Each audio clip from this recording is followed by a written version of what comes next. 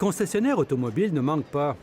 Pourtant, le Salon de l'Auto de Montréal continue d'attirer des milliers d'amateurs prêts à payer pour voir de la tôle fraîche. Les gros véhicules fascinent plus que jamais. Ça me prend un pick-up. Moi, j'aime bien les 4 roues motrices. Ça consomme beaucoup. Quand on achète ça, il ne faut pas garder le prix de l'essence. Le Québec reste la province où il se vend le plus de voitures électriques et d'hybrides rechargeables. Il y en a près de 70 000 dans la province et l'idée fait son chemin pour un prochain achat. Full électrique, ça c'est sûr. Mais les préférences d'achat vont toujours aux camions légers et aux VUS qui représentent maintenant 64 des ventes. Les voitures sont en perte de vitesse. Les consommateurs se dirigent de plus en plus vers des camionnettes puis vers des VUS. Et c'est des véhicules qui consomment moins qu'avant. C'est vrai qu'il y a des progrès qui ont été faits, mais c'est des véhicules qui consomment plus qu'une compacte ou une sous-compacte que les Québécois achetaient beaucoup dans le temps.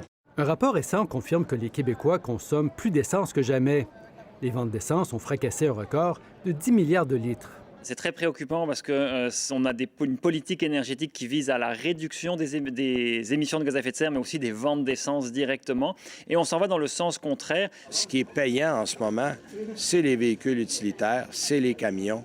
Et on n'est pas prêt d'arrêter d'en produire, ça, je peux vous le garantir. Qu'est-ce que vous aimez dans un véhicule comme ça?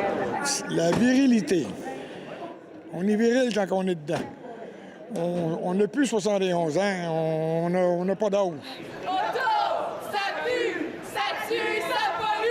Des manifestants dénonçant la dépendance à l'automobile se sont invités au salon. Il faut mettre fin à la culture du char qu'il y a lieu présentement, donc la culture du fait qu'il faut absolument posséder une voiture, puis c'est de même qu'on a réussi dans la vie. Le Québec devrait atteindre son objectif de 100 000 voitures électriques d'ici la fin de l'année, un chiffre qui demeure modeste comparé aux 6 millions de véhicules à essence en circulation.